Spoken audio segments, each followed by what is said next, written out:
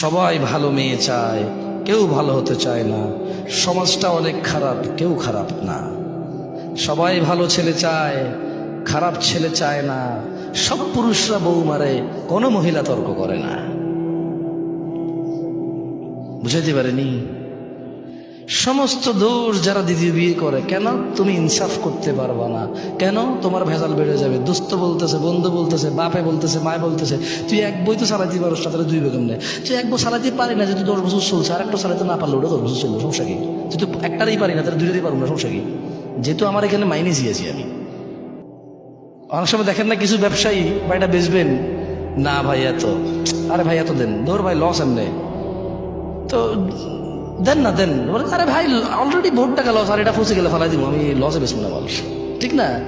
তো এক বউ নেই তো, যেহেতু আমি পারি না, আমি ইনসাফ করতে পারি না, ঝগড়া হয়, ঝাঁটি হয়, ভেজাল হয়, আমার অভাব অনটন দূর না, তো দুই বই নেই, নাহলে অভাবে থাকে, যেহেতু থাকতেই হবে অভাবে, তাহলে এক বলে থাকে লাভ আছে, দুই বলে অভাবে থাকে, অবশ্যই।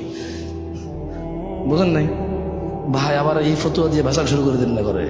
আপনার কাম আপনি করেন, আমার কাম আমি করুন। আমার কাজ আপনাকে দিন ইসলাম প্রচার করা এবং এটাকে তুলে ধরা আপনার সামনে।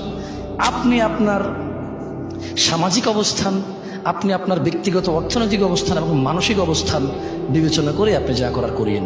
আমি বলেছি তাই লাভ দিয়ে ঝাঁপ দিয়ে যুক্তি দেখা যায় না, পরে আবার আমার বদনাম হবে, বুঝছেন?